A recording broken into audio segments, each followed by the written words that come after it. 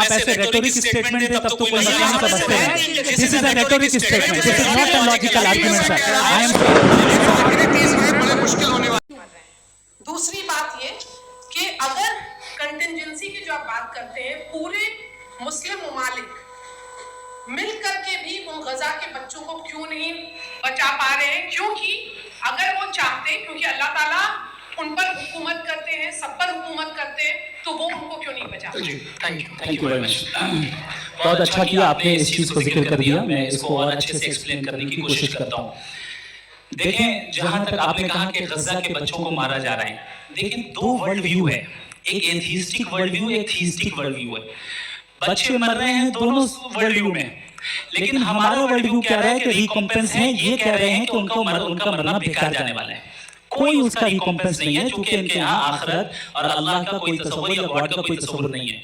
आपने ये सवाल किया कि गॉड मर्सीफुल है, क्यों नहीं रोकता? ये मैंने बताया कि ये मिसकंसेप्शन है लोगों के दरमियान कि गॉड को सिर्फ मर्सीफुल और ओमनीपोटेंट समझते हैं। गॉड के सिर्फ यही दो एट्रीब्यूट्स नहीं है, गॉड के कई सारे एट्रीब्यूट्स हैं। उनमें से अल हकीम भी है, उनमें से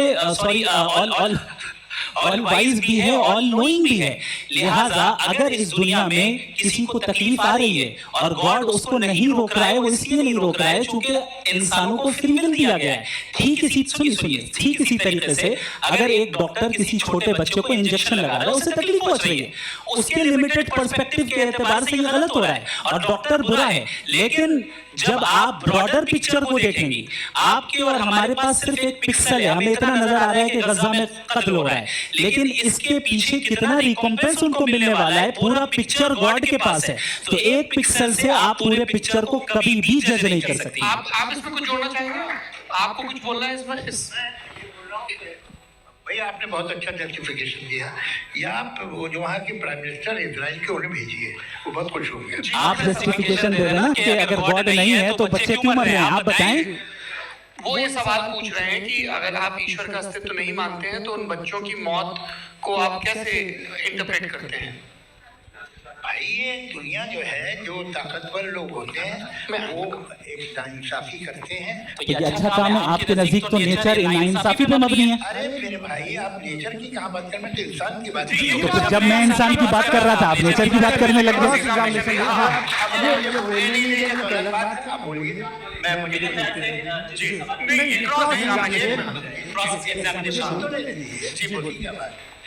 बात ये है कि ह्यूमन सोसाइटी तभी साथ में रह सकती है जब वो मोहब्बत से, एकता से, एक दूसरे से एहतराम करके रहे। इसके अलावा पॉसिबल नहीं है, अकेले तो इंसान रह नहीं सकता। वहाँ पर कुछ लोग हैं जो फाउल करते हैं, वो फाउल हमेशा से तारीख में होता आया है। आज ये हो रहा है, जो हो रहा है बहुत बुरा हो रहा है, बहुत जालिमाना है, बहुत जाबराना है। उसको आप कहें कि ये बच्चों को कॉम्पनसेशन मिल जाएगा या इसकी इंजेक्शन तो हेल्थ के लिए दिया जाता है। आप ये कह रहे हैं कि ये बच्चों की जो धज्जियां उड़ रही हैं ये इंजेक्शन है, ये टेस्ट है, ये टेस्ट है और उस टेस्ट में उनको ऐसा रिकॉम्पेंस मिलेगा जो आपके तसव्वुर के बाहर है। आप 3 वर्ष के बच्चे को बारूद से उड़ा के टेस्ट ले रहे हैं, वाह, वो नहीं ले रहा है, खुदा नहीं उड़ा रहा है, इजराइल उड़ा रहा है। उसको कंडम करना। अगला सवाल लेते हैं प्रोफेसर पुरुषोत्तम अग्रवाल। मुफ्ती साहब, एक निवेदन आपसे है कि कम से कम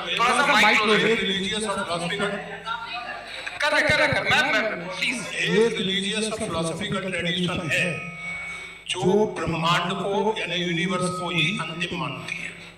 सर्वम खलु इदम ब्रह्मम, this is Chandogya Upanishad and it completely rules out the existence of necessity, आपके शब्दों में necessity of a creator, the creation itself is the creator। तो एक minute please.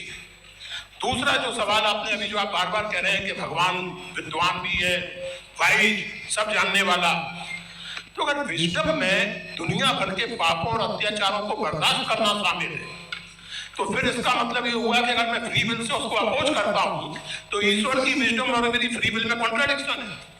Because when I am opposing whatever is happening in Gaza, then I am opposing the God's will और God's wisdom। जवाब लेते हैं तो God की wisdom sir, ये God की विजडम है कि गाजा में जो कुछ हो रहा है वो हो रहा है, मैं उसका अपोज कर रहा हूँ, तो मैं गॉड की विजडम के खिलाफ जा रहा हूँ। एक सवाल। दूसरा ये नहीं आपने दो ऑलरेडी, सर आप और सवाल कर लें लेकिन मुझे दो जवाब देने दें। पहले आपने ये कहा, सुनिए मेरी बात सुनिए, नहीं हो रहा है, ठीक नहीं हो रहा है, मैं बता रहा हूँ क्या हो रहा है, आप तशरीफ रखें, मैं बता रहा हूँ क्या हो रहा है, लेट मी कंप्लीट प्लीज। ये देखिए ऐसा है कि ये सब बड़ा आपस में विचार विमर्श के बाद ये तय हुआ था कि कुछ नियम बना दिए जाएं ताकि एक टाइम बाउंड बातचीत चले। और भाई साहब आप बड़ा जरूरी काम कर रहे हैं लेकिन कैमरे के फ्रेम में आके उस काम को गड़बड़ कर दे रहे हैं, ठीक है गुरु? अब मेरे को कहीं का गुस्सा कहीं निकालना था, सॉरी। नहीं कोई गुस्सा नहीं है जी। तो प्रोफेसर ने सवाल पूछे, आप उनके जवाब दें और थोड़ा ये सब लोग थोड़ा ख्याल रखें भाई, सवाल संक्षिप्त रखें जी। आपने दो सवाल किए। सबसे पहला ये कहा कि हमारे पास ये कॉन्सेप्ट है कि ये यूनिवर्स खुद नेसेसरी भी है, creation itself is the creator. How irrational is this कि मैं एग्जिस्ट करूंगा बाद में लेकिन अभी एग्जिस्ट कर भी रहा हूं, यानी एक ही टाइम में एग्जिस्ट भी कर रहे हैं नहीं भी कर रहे हैं, दिस इज नॉट ट्रू। दूसरी चीज आपने कहा कि अगर इजराइल में, सॉरी माफ कीजिएगा, Israel doesn't exist, occupied Palestine में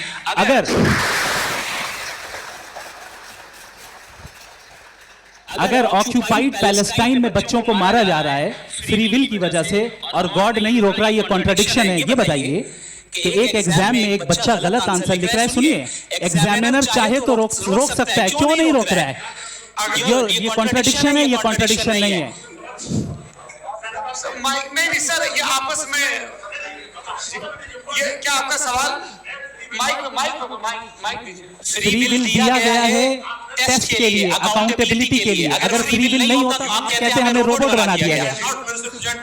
आपकी जो भी पोजीशन, मैं अपनी फ्री विल के नाते, अपने ह्यूमन विजडम के नाते गाजा में हो रही अत्याचार का विरोध करता हूँ। बिल्कुल करना चाहिए। के हिसाब से मैं गॉड की विजडम का विरोध कर रहा हूँ। बिल्कुल नहीं, जो हो रहा है गॉड की, बिल्कुल भी नहीं, बिल्कुल भी नहीं।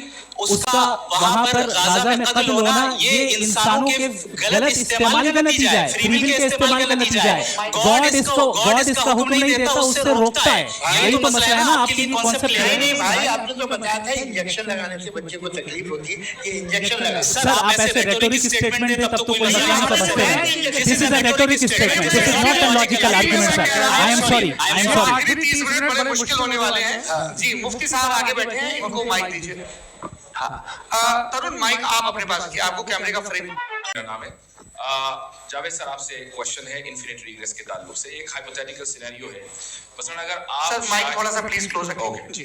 अगर आप शायर इसलिए हैं कि आपके कोई उस्ताद शायर थे और वो इसलिए शायर थे कि उनके कोई उस्ताद शायर थे, और इसी तरीके से हम माजी में पीछे चलते चलते चले जाएं और कहीं ना रुके, तो माफ कीजिएगा आप कभी शायर नहीं हो सकते। लेकिन आप शायर हैं, आपका शायर एग्जिस्ट करता है, इसका मतलब ये है कि आप कहीं ना कहीं रुके हैं। तो मेरा सवाल ये है कि क्या आप इन्फिनिट रिग्रेस ऑफ कॉजेस को लॉजिकल फैलेसी मानते हैं या नहीं मानते? हाँ या ना? मैं इन्हें लॉजिकल फैलेसी नहीं मानता हूँ, लेकिन मेरा प्रॉब्लम यह है कि जब मैं नहीं मानता हूँ तो I will continue with this logic जो फैलेसी नहीं हो। आप एक जगह रुक जाते हैं जाके, आप कहते हैं ये गेंद कैसे बनी, ये जजीरा कैसे बना, ये समंदर कैसे बना, ये जमीन कैसे बनी, और अचानक गॉड पे जाके आपको ब्रेक लेने आता है। एक बार आप सवाल नहीं करते कि भाई इनको बनाने वाला तो इनसे भी कॉम्प्लिकेटेड होगा, वो कैसे बना, उसके बारे में आपने इत्मीनान कर लिया वो हमेशा से। तो अगर आप उसे हमेशा से मानते हैं तो फिर ये मान लीजिए कि कायनात हमेशा से, क्या तकलीफ हम वजूद में नहीं आते जी है? हम मौजूद नहीं। अच्छा सर क्यों नहीं होता? मैं बताऊंगा प्लीज। मिसाल भी आपके शेर, आपका शेर कभी वजूद में आता है अगर शायद इसी तरह चलते रहेगा हमेशा जी। माइक मेरे ख्याल से इन्फिनिट रिग्रेस का कांसेप्ट क्लियर नहीं हो पाया सर, रहने दे, लेट्स मूव ऑन। ठीक है, हाँ थोड़ा सा मॉडरेटर का भी ख्याल रखें। नहीं आपने तो रखा है, आपने रखा है। यहाँ पे गौहर रजा साहब वो भी एक सवाल पूछना चाहते हैं। माइक यहाँ नीचे तो ऑन कर दिए नीचे। पहले तो ये कह दूं कि मैं उन बच्चों से शर्मिंदा हूं जिनको गजा में कत्ल किया गया, क्योंकि हमारे होते हुए कत्ल किया गया। लेकिन उससे ज्यादा शर्मिंदगी इस बात से हुई कि मुझे लगा कि मुफ्ती साहब उसको जस्टिफाई कर रहे हैं। बिल्कुल भी नहीं, आप बहुत ही गलत, मुझे लगा मैं गलत हो, बिल्कुल गलत सवाल देखिए, देखिए, मैं अगर पूछ रहा हूं, मैं जावेद भाई से डिसएग्री करता हूं। देखिए अगर देखिए सर एक सेकंड आप सर वेट अरे आप मैं कुछ मेरे पहले मुझे अपनी बात कह लेने दीजिए। अगर ऑडियंस तय करेगी तो फिर मॉडरेटर का मतलब नहीं। मेरा आप सबसे ये कहना है, ये बहस दो लोगों के बीच में है, एक तरफ मुफ्ती साहब, एक तरफ जावेद साहब। पिछले 1.5 घंटे से ये लोग अपने अपने तर्क रख रहे हैं। आपकी इनसे इत्तेफाकी हो सकती है, ना इत्तेफाकी हो सकती है। मेरे उस्ताद मुझे सिखा गए हैं कि मुखामुखम में असहमति की गुंजाइश बची रहनी चाहिए। अगर मैं आपकी बहुत इज्जत करता हूं गौहर साहब, आपने जो कमाल की किताबें लिखी साइंटिफिक टेम्परामेंट, लेकिन मेरी ये गुजारिश है आप सबसे कि यदि आप इन लोगों ने जो बोला उन पर टिप्पणियां करेंगे तो ना वक्त की पाबंदी रहेगी ना वो अनुशासन। आप सवाल पूछ लें, उस सवाल में जो बात आ जाए वो आ जाए। मैं जावेद साहब से डिसएग्री करता हूं, इसलिए जावेद साहब से सवाल पूछ रहा हूं। आपका सवाल जावेद अख्तर साहब से। और सवाल ये है मेरा कि जावेद साहब ने कई बार लॉजिक का इस्तेमाल किया कि साइंस में लॉजिक है और रिलीजन में लॉजिक नहीं है। मेरा ख्याल ये है कि रिलीजन में भी लॉजिक है, लेकिन उस लॉजिक की बेसिस ये है कि आप रुक जाते हैं, जिसका जिक्र जावेद साहब ने बार बार किया, यानी खुदा के तसव्वुर पे आते हुए, गॉड के तसव्वुर पे आते हुए रुक जाते हैं। और इसमें सवाल पूछना मतलब फॉरबिडन होता है। सवाल ये है कि क्या जावेद साहब इससे एग्री करते हैं कि साइंस की लॉजिक अलग है और रिलीजन की लॉजिक अलग है? बताइए सर। देखिए, 3 चीजें हैं, साइंस है, एक है मंतिक है, इस्तिदलाल है, और एक जो है कुछ भी नहीं है, फेथ है, अकीदा है। मैं अकीदे की लॉजिक का कायल नहीं हूँ। मुझे आप इस्तिदलाल से, लॉजिक से, रीजन से समझाइए, मैं मानने को तैयार हूँ, मेरा क्या नुकसान होगा। लेकिन ये कि अकीदे पे मैं नहीं जा सकता हूँ। अकीदे का मतलब है कि तुम ये मान लो, सवाल ना करो, ये नहीं। आप सारी बातें करके, बड़ी साइंटिफिक बातें करके एक जगह जाके खुदा के वजूद पे रुक जाते हैं, सरेंडर कर देते हैं। मैं सरेंडर करने को तैयार नहीं। That's all। जी, ये आगे सर बैठे हुए हैं, इनको माइक दीजिए। भाई वो आपको क्या चाह रहे थे? हाँ, नहीं ये जी, आपका नाम? आसिम इफ्तिखार। आसिम जी, पूछिए। सर, जावेद सर से सवाल है कि आपने अपने माइक थोड़ा करीब अपने क्लोजिंग स्टेटमेंट में ये बात कही थी कि मजहब का जो फ्यूचर है वो ज़्यादा दिन नहीं जाने वाला है, लेकिन मैं देख पा रहा हूँ कि जो ऑक्सफोर्ड यूनिवर्सिटी की एक स्टडी है 2011 में हुई है, जिसके 50 एकेडमिशियंस ने इसको अंजाम दिया था, उसमें वो ये कहते हैं कि जो फेथ इन गॉड है वो इनबिल्ट है ह्यूमन नेचर के अंदर, जिसको हम कहते हैं फितरत के अंदर शामिल है वो। और वो ये कहते हैं कि अगर कोई ये समझता है कि मजहब को वो ख़त्म कर देगा तो ये उसकी गलत फहमी है। तो आप इसके बारे में, इस स्टडीज के बारे में क्या कहते हैं? ठीक, मैं उनसे एग्री नहीं करता हूँ। वो कौन से प्रोफेसर होंगे? उनके पास डेटा है, इन्होंने डेटा के बीच होगा। डेटा क्या हो सकता है? फ्यूचर का डेटा तो नहीं हो सकता ना उनके पास, प्रेजेंट का डेटा हो सकता है। डेटा आपने सुना 100 साल पहले का बात का डेटा? मैंने तो नहीं सुना आज तक। तो आज उनकी ये राय है और हो भी राय, ठीक है। दुनिया में तरह तरह की राय है लोग, लेकिन मैं समझता हूँ कि वक्त के साथ इंसान ज़्यादा से ज़्यादा रीजनेबल और लॉजिकल होता जा रहा है। आज आप देखिए वेस्टर्न यूरोप में क्या परसेंटेज है नॉन बिलीवर्स की, बहुत हाई। वहाँ चर्च खाली पड़े होते हैं। तो अल्टीमेटली तो इंसान कोई ऐसी बात बहुत अरसे तक नहीं मान सकेगा, चाहे गलत या सही, जो उसे, उसके दिमाग को, उसके जहन को, उसकी लॉजिक को अपील न करे। वो कह रहे हैं तो ऑक्सफोर्ड के होंगे, तो कैम्ब्रिज के होंगे, तो मुझे क्या लेना देना। उनका डेटा मुस्तकबिल का नहीं हो सकता है। जी, दीपक, हाँ पूछिए। मैं आऊँगा अभी, पीछे की साइड भी आऊँगा, माइक वहीं भेजूंगा 2-3 साल के लिए। जी जावेद साहब, आपसे सवाल है। नमस्ते। अरे भाई सर, अगर आप ही लोग को तय करना है तो फिर 200 लोग तय कर लेंगे। नहीं sir, please don't do this sir. Sir, everybody has a right sir, but we can only take selected questions. Sir, ये यंग लोग भी हैं तो इनकी ये लोग हैं यंग। भाई आप यंग हैं कि नहीं? वो कह रहे हैं वो भी यंग है साहब। आप उनकी नौजवानी पर दावा उनको ही करने दें। हाँ मुफ्ती साहब, आप यंग, हाँ पूछिए। अरे भैया सर, मेरा सवाल ये है, जिनसे भी तो पूछो। जी हाँ, बस आपसे एक सवाल है जैसे थीस्टों के पास अपनी जो ईश्वर को मानते हैं उनके पास अपने सोशल गेट टुगेदर्स हैं, 5 रोज आज क्रिसमस आने वाला है, होली है, दिवाली है, ईद है। एथिस्ट क्या ऑफर कर रहे हैं? मतलब मैं इनकी दुकान से बुरमा आना चाहता हूँ उस तरफ, पर मैं अट्रैक्ट नहीं हो पा रहा हूँ। मैं सोशल गेट टुगेदर्स क्या है आपके पास? वो ये कह रहे हैं कि जो धार्मिक लोग हैं, अलग अलग धर्म के लोग, उनके उत्सव त्योहार बहुत हैं। अब आपको मैं एक सुनाता हूँ, यहाँ हिस्टोरियन भी बैठे हैं। प्रदुला जी आप बताइएगा सही है क्या? ये एक कॉन्स्टेंटाइन, एक ग्रीक रोमन बादशाह था जो क्रिश्चियनिटी आने के 400 साल बाद उसने डिसाइड किया कि मैं क्रिश्चियन हो जाऊंगा, मेरी पूरी स्टेट कैंसिल हो जाएगी। उस जमाने में ऐसे ही होता था, राजा जो धर्म इख्तियार करता था वो जनता भी कर लेती थी, इसलिए कि वो हो गया था बैंकरप्ट। और उसे जो मेडिटेरियन कोस्ट के रिच क्रिश्चियन वो थे मर्चेंट, उससे पैसा चाहिए था। तो उसने कहा यार क्रिश्चियन हो जाओ। तो उसने अपने वजीर से कहा कि भाई ये हिस्ट्री है कि अब हम लोग क्रिश्चियन हो जाते हैं। अरे सर हो जाएंगे, कोई प्रॉब्लम नहीं है, लेकिन एक प्रॉब्लम ये है कि 17 दिसंबर से 25 दिसंबर तक जो पेगन फेस्टिवल होता, जो पेगन फेस्टिवल होता है वो बंद हो जाएगा, इसलिए कि हम क्रिश्चियन हो गए तो होगा नहीं। तो वो बच्चों को बहुत बुरा लगेगा, पब्लिक को बहुत इंजॉय करते हैं, खासतौर से 25 को मेन डे। उसने कहा ये तो सही कह रहे हो कि जीसस क्राइस्ट की पैदाइश कब थी? पहले था वो अप्रैल में थी, नहीं कट करो, वो 25 दिसंबर को। ये हकीकत है। और 400 साल बाद क्रिश्चियनिटी के अप्रैल से दिसंबर ले आए, और इसलिए कि यहाँ पेगन फेस्टिवल होता था। अब मनाते हैं आराम से। ये जो सारे फेस्टिवल हैं ये रिलीजन से, हर एक को एक एंटरटेनमेंट डिपार्टमेंट चाहिए होता है अपनी कंपनी चलाने के लिए।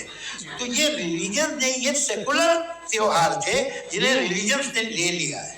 ये मौसम के थे, फसलों के थे, किसानों के थे, उसको आपने लेके रिलीजियस रंग दे दिया। ये कोई रिलीजन से थोड़ी है। आप अच्छा हमें देखिए, हम तो मुस्लिम हैं, हम ईद मनाते हैं, हम दिवाली मनाते हैं, हम होली मनाते हैं, हम क्रिसमस मनाते हैं। बम्बई की फिल्म इंडस्ट्री की सबसे बड़ी होली हमारे घर में, सबसे बड़ी ईद हमारे घर में। वो हमारी सोशल वो है, हमारे हेरिटेज है। ऐसा थोड़ी है कि we will throw the baby along with the water. ये तो अच्छी चीज है, इन्हें रखो, जो बेकार है फेंक दो। जी हाँ, हेलो जी, मेरा सवाल नादवी जी से है। जैसा कि आपने बोला कि गॉड टाइम के भी परे है और गॉड इतनी कॉम्प्लेक्स चीज है कि उसे ह्यूमन माइंड समझ नहीं सकता, और गॉड ने अर्थ पे फ्री विल भी दे दी है, तो आप अपना वक्त जाया क्यों कर रहे हैं गॉड के बारे में बात करके? अपन को तो बात करनी चाहिए कि सोसाइटी को बेहतर कैसे करें। जी, मैं गॉड वही बताता है सोसाइटी को कैसे बेहतर करें। अभी मैं आपका जवाब देता हूँ। आपने कहा कि टाइम पे वो एग्जिस्ट नहीं करता, सो मेरा सवाल ये है कि जैसा आपने बोला कि गॉड बहुत ही कॉम्प्लेक्स चीज है, मैंने कहा नहीं कि कॉम्प्लेक्स है, तो आपके अल्फाज हैं कॉम्प्लेक्स का लफ्ज गॉड के लिए सुटेबल नहीं है। क्यों? क्योंकि कॉम्प्लेक्स वो चीजें होती हैं जो ऑब्जेक्ट हो। God is not an object जिसको आप इंस्ट्रूमेंट के जरिए लेबोरेटरी में जाके टेस्ट करें, वो इट्स वेरी कॉम्प्लेक्स। नो, वो कोई कार का इंजन नहीं है। मेरा फिलोसॉफिकली नेसेसरी बीइंग ऐसी बीइंग है जो सिंपल बीइंग है। हाँ, आप उसको मुकम्मल तौर पे उसकी तमाम हिकमतों को जान ले और हर चीज को जान ले, ये पॉसिबल नहीं है, क्योंकि वो ऑल वाइज है, आप ऑल वाइज नहीं है, और वो खुदा है, वो आपको सारी चीजें बता दे, जरूरी नहीं। मेरा सवाल ये नहीं था, मेरा सवाल ये था कि जब गॉड इतना परे है इस दुनिया से कि उसने अर्थ पे फ्री विल भी दी है, हम सब ह्यूमंस की फ्री विल है, और जो सोसाइटी में हो रहा है वो अपन लोग डिसाइड करेंगे, तो अपन लोग डिसाइड नहीं करेंगे ना, अपन लोग डिसाइड नहीं करेंगे। गॉड जो है, गॉड ने वो उसकी जात, उसकी एग्जिस्टेंस टाइम एंड स्पेस से परे है, लेकिन वो हमारा टेस्ट ले रहा है, और उसी गॉड ने हमें बताया कि तुम्हें क्या करना है, क्या नहीं करना है, तो जाहिर है उस गॉड की बात सुनेंगे ना। वो पीछे एक चश्मा लगाया जो मैम खड़ी हैं, उनको दीजिए। हाँ आप जी जी बिल्कुल आएंगे। देखिए मैं कोशिश कर रहा हूँ सब तरफ जाने की। हाँ उनको दीजिए माइक। जी हेलो सर, मैं ओमनी प्रेजेंट नहीं हूँ, टाइम पाबंद हूँ, और जहाँ तक कोशिश कर सकता हूँ करूँगा। जी आपका नाम बताइए। मेरा नाम उर्सुला है, मैं दिल्ली यूनिवर्सिटी की एक स्टूडेंट हूँ और मैं स्टूडेंट फेडरेशन ऑफ इंडिया से हूँ। मेरा सवाल मुफ्ती जी से है कि इस हॉल के इस कमरे में बैठ के हम लोग रेप की मोरालिटी के बारे में फिलोसफिकली बात तो कर सकते हैं, बट असलियत ये है कि रोजमर्रा की जिंदगी में औरतें रेप के थ्रू गुजरती हैं। और हम लोग सिर्फ नंबर्स पे इस तरह नहीं देख सकते, क्योंकि कितनी औरतें हैं इन कंट्रीज में जहां पे आप बता रहे हैं कि केसेस कम हैं, जिनका एक्सेस है कि वो जाके केस फाइल कर सकें। कितनी औरतें हैं जो जिनको काम करने की आजादी है उन कंट्रीज में। यूरोप में ये आजादी आ गई, यूरोप में ये रूल्स आ गए, तो हम आज उसके बारे में बात कर पा रहे हैं। जी जवाब। आपने ये कहा कि कमरे में बंद होकर हम लोग इस पर फिलोसफिकली बात कर सकते हैं, लेकिन हकीकत में क्या हो रहा है, वो ग्राउंड लेवल पे क्या हो रहा है, जो बहुत गलत हो रहा है और वो सफर कर रही है। आई एग्री, बहुत गलत हो रहा है, और जो गलत हो रहा है उसको हमें रोकना है। और क्यों रोकना है, वो गलत क्यों है? हमारे पास इसका ऑब्जेक्टिव फाउंडेशन है, इनके पास उसका ऑब्जेक्टिव फाउंडेशन नहीं है। मैं ये कहना चाह रहा हूँ कि जहाँ पे भी जुल्म हो रहा है, जहाँ पे भी औरत पे जुल्म हो रहा है, या उसकी इज्जत लूटी जा रही है, या उसे तकलीफ पहुंचाई जा रही है, और सिर्फ औरत नहीं, किसी इंसान के ऊपर भी जुल्म हो रहा है, तो उसके खिलाफ खड़ा होना, ये मोरालिटी हमारे पास गॉड के पास से आई है। वरना जावेद साहब तो कह रहे हैं कि जो है मेजॉरिटी डिसाइड करेगी, तो मेजॉरिटी तो कभी भी बदल सकती है। ये थोड़ी सी आपको गलतफहमी है। मैं अगर मेरे जुमले से ये मतलब निकला या मैंने कहा तो ये जुमला मैं वापस लेता हूँ। ये मेरा मतलब ही नहीं था कि मेजॉरिटी डिसाइड करे। मेजॉरिटी डिसाइड करे तो दुनिया में बड़ी वैसे आपने कहा था ये जुमला, बाद में रिकैप कर लेंगे। अरे ये मैं अपनी एक्सप्लेनेशन दे रहा हूँ। मुनासिब बात यह है कि हम सब के सब दिल में जानते हैं कि क्या अच्छा है क्या बुरा है। हमें पता है अच्छी तरह से। जो लोग बुरे काम करते हैं उन्हें भी मालूम अच्छा क्या है। यही तो सवाल था हजरत कि फिर ये मोरालिटी आई कहां से? Cross examination. हाँ जी, हाँ। मोरालिटी साथ रहने की डिजाइन से आई, यानी साथ रहकर जो कुछ कह दे, जो कुछ कर दे वो हो जाएगा। नहीं, तो आप कायदे से रही कर सकते हैं जब तक लोगों में मोरालिटी हो, वरना क्यास हो जाएगा। ये आपको कैसे पता? जी हमने देखा ना जहाँ मोरालिटी का क्यास हो गया। हम देखते हैं कहाँ पे देख भाई दुनिया में। आप जो आप एक कहीं पे अगर गलत हो रहा है उसको आप देखिए, आप एपिस्टेमोलॉजी की बात कर रहे हैं, मैं ऑन्टोलॉजी की बात कर रहा हूँ। फाउंडेशन क्या है? करूंगा वहाँ पे क्रॉस एग्जामिनेशन कर लीजिए। अभी ऑडियंस का हक मार रहे हैं आप लोग भाई, जस्ट लोग हैं आप लोग। और ये भाई ये हाँ उधर आएंगे, उधर जी सर आएंगे। अच्छा सर मेरा नाम लईकुर रहमान है और मैं अलीगढ़ मुस्लिम यूनिवर्सिटी का स्टूडेंट हूँ। और जहाँ तक मुझे पता है कि sir you are also product of Aligarh Muslim university. मैं भी उसी चमन का बुलबुल। हाँ सर, तो खुशी हुई मुझे जान करके कि मैं आपसे मिलूंगा। सवाल सर, मेरा सवाल ये है, सर सैयद अली रहमा का नजरिया ये था कि खुदा के वजूद को अकल के दायरे में रह करके तलाश करना, न कि पूरी तौर से उसका इनकार कर देना। Sir how will you define it? नहीं तो ये तो आप इन्हें बताइए। ये सवाल आपके खुदा का वजूद साबित कर रहे हैं। नहीं तो सर आपने इनकार रखा है, इस वजह से मेरा क्वेश्चन है। उन्होंने यही एक सेकंड सर सैयद ने यही कहा ना कि अकल से आप खुदा के वजूद को साबित नहीं कर सकते। यही कहा ना भाई। वो उन्होंने कहा कर सकते हैं और वो कर दिया गया। तलाश करना या साबित करना अकल से नहीं हो सकता। अरे सवाल तो सुन लीजिए जी। अकल से नहीं हो सकता है, यही कहा ना आपने। अकल से हो सकता है। अरे वो यही कह रहे भाई, आप बता रहे हो सकता है, वो तो कुछ और। आप अगर सर देखो नौजवान ले लो, ये इतनी कमाल की यूनिवर्सिटी है। अरे भाई मेरी बात सुनो, माइक पे बोलो ताकि जो लाखों लोग देख रहे हैं। अरे दे देना माइक, तुम ठहरो तो। हाँ सर, मेरा सवाल ये था कि सर सैयद अली रहमा का एक नजरिया था अपना कि खुदा का जो वजूद है उसको अकल के दायरे में रह करके तलाश करना है, न कि पूरे तौर से इनकार कर देना है। ये उनका कॉन्सेप्ट था। लेकिन मेरा सवाल ये है कि आप इसको कैसे डिफाइन करते हैं, एक्सप्लेन कैसे करेंगे? मैं आपसे जानना चाहता हूं, क्योंकि you are the product of Aligarh Muslim university. मुझे अकल के दायरे में रखे मैंने बहुत तलाश की, मुझे मिला नहीं। हाँ ये वो चश्मा लगाए जो, हाँ उनको दे दीजिए। जी फटाफट पूछिए, 5 मिनट है, 5 मिनट में खत्म हो रहा है। हाँ अस्सलाम वालेकुम मुफ्ती साहब। एंड मेरा सवाल जावेद अख्तर साहब से। क्या नाम है आपका? फैज। पूछिए फैज साहब। तो मेरा सवाल ये है कि अभी जो एथियस्ट है वो problem of evil argument use कर रहे हैं अगेंस्ट मुस्लिम्स, राइट? कि दुनिया में इतना सारा इविल है और अगेंस्ट मुस्लिम तो यहाँ अगेंस्ट थीइस्ट। हाँ, थोड़ा सा करेक्ट कर लीजिए भाई। पूरी मशक्कत ही इसी बात की थी, इसी एक मजहब पे बात न टिके। जी, तो बेसिकली आर्गुमेंट ऐसा है कि इस दुनिया में इतना ज्यादा इविल एग्जिस्ट करता है और अगर एक ऑल गुड गॉड है तो वो रोकता क्यों नहीं है? लेकिन इस सवाल में एक हिडन अजम्पशन ये है कि इस दुनिया में इविल एग्जिस्ट करता है। अब एथियस्ट ही कैसे ऑन्टोलॉजिकली प्रूव कर सकते हैं कि इस दुनिया में इविल एग्जिस्ट करता है? मैं आपको बताता हूं कि थोड़ा सा समझाना। नहीं sir, please don't. I want to explain ontology. आप समझ गए सर, इनको जवाब दे दीजिए। अच्छा, सवाल पूछ लूं मैं? अभी तक क्या था वो मैं थोड़ा सा ऐड ऑन कर लेता हूं। तुम गुरु, तो हम जब इसका राउंड 13 करेंगे ना तब तुमको स्टेज पे बिठाएंगे। जी, तो मैं हाँ जल्दी से तो देखिए, एथियज्म के हिसाब से सब कुछ रैंडमली बन गया है, सब कुछ एटम्स और मॉलिक्यूल्स है।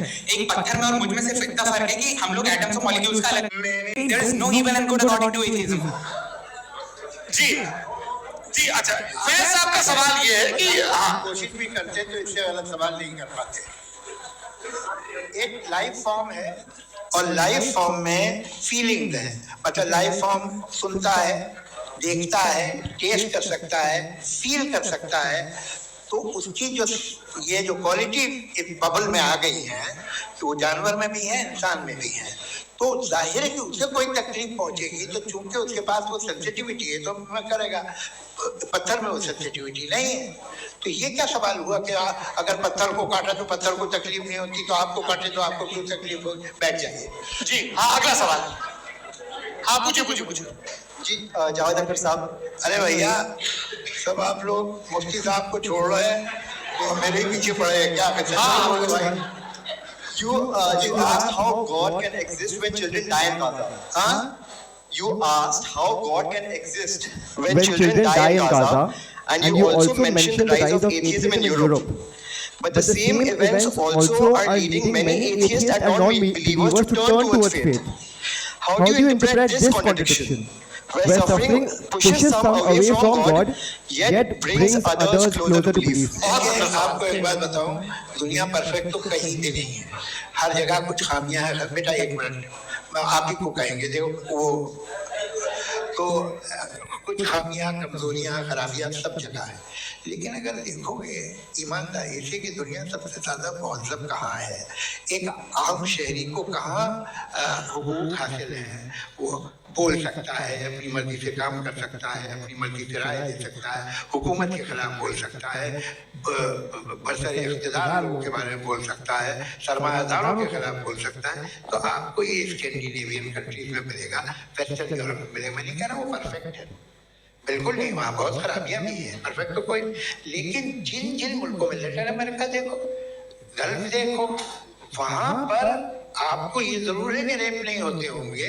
रेप की जरूरत क्या है भाई? उसको तो खरीद लो, घर में रखो, सड़क पे रेप करने की क्या जरूरत है? मगर सुनिए, मगर हकीकत ये है कि वहाँ शख्सी आजादी राय देने की, बोलने की नहीं है। जी ये एक आखिरी सवाल मुफ्ती साहब से। हाँ मैम, इनको माइक। शुक्रिया। मेरा नाम मनीषा है, मैं हरियाणा से आई हूँ। मैं मुफ्ती साहब से एक बात पूछना चाहती हूँ। आप बार-बार जावेद साहब को कॉन्ट्रडिक्ट तो कर रहे हैं कि आपने ये कहा, लेकिन आप भी असम्पशंस के बेसिस पे बात कर रहे हैं। आपने खुदा के होने का कौन सा प्रूफ पेश किया है, खुदा के एग्जिस्टेंस का? अब इस सवाल को अलग रहने दीजिए, कौन एथियस्ट है कौन नहीं है। और दूसरी बात जो आपने एक छोटी सी कही थी कि ये फ्री विल का इस्तेमाल करता है इंसान अपनी, लेकिन इस फ्री विल का इस्तेमाल मतलब खुदा ने ये दे दी सबको ये इजाजत कि वो कितना घिनौनापन और कितने ज्यादा खराब से खराब तरीके इस्तेमाल कर सकते हैं। आप फ्री विल को मानती हैं ना, या आप कहती हैं कि फ्री विल नहीं है ना, मानती है ना? तो अब आपके पास इसका कोई एक्सप्लेनेशन नहीं है कि अगर एक इंसान उस फ्री विल का इस्तेमाल करके गलत काम कर रहा है और बच के अच्छी जिंदगी गुजार के निकल जा रहा है, उसका कोई रिकॉम्पेंस नहीं है।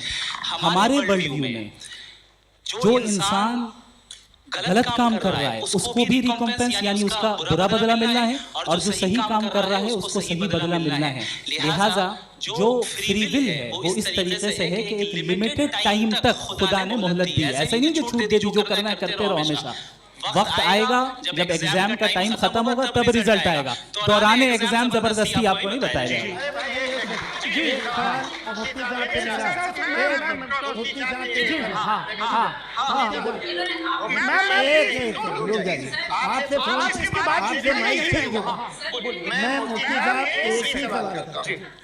कि अगर जो हो रहा है फ्री विल से हो रहा है, और एक दिन बरोज़ क़यामत इंसाफ होगा महशर में वगैरह वगैरह, तो दुआ क्यों मांगते हैं लोग? दुआ मांगते हैं इसके मतलब है अभी भी उसने ये डिपार्टमेंट रखा है कि मैं रोजमर्रा की जिंदगी में बिल्कुल बिल्कुल ही कैन। तो तुम कैन हो, तुम मुझे नौकरी दिला देते हो, मेरे बेटे को ग्रीन कार्ड दिला देते हो, और 45,000 बच्चे मरते उन्हें रोकते नहीं हो। नहीं तो क्या आप ये कह रहे हैं कि इस दुनिया में जालिमों को कभी पकड़ ही नहीं होती है? अरे जो भी पकड़ होगी वो बच्चे रोते हैं। बिल्कुल देखिए, मैंने अपने ओपनिंग स्टेटमेंट में यही कहा था कि जनाब जावेद साहब सिर्फ इमोशनल आर्गुमेंट नहीं, this is an emotional argument. इसके पीछे का रीजन मैंने बताया क्या है, इसके पीछे का विजडम क्या है मैंने बताया। मंच से आप लोगों को सज्जनों इसलिए कह रहा हूं ताकि थोड़ा सा आपके कॉन्शियस में जोर रहे कि आपको ऑर्डर बचा के रखना है। वक्त तय हुआ था, ये वक्त पूरा हुआ, आपने इतने धैर्यपूर्वक सुना, मैं आप सबका बहुत बहुत शुक्रगुजार हूँ। यदि इन दोनों विद्वानों की इच्छा होगी तो कभी हम इस बातचीत का राउंड 2 राउंड 3, यही तो देखिए खूबी है इंसान की कि बहस मुबाहसे में वो पड़ा रहता है। आप लोगों ने बड़े धैर्य का परिचय दिया, बहुत बहुत शुक्रिया इसी साथ बातचीत। आप लोगों को मैं एक बात बता दूं, ये सारी बहस हो गई, अब मुफ्ती साहब और बड़े मुफ्ती साहब इन साथ के साथ में खाना खाने वाला हूँ।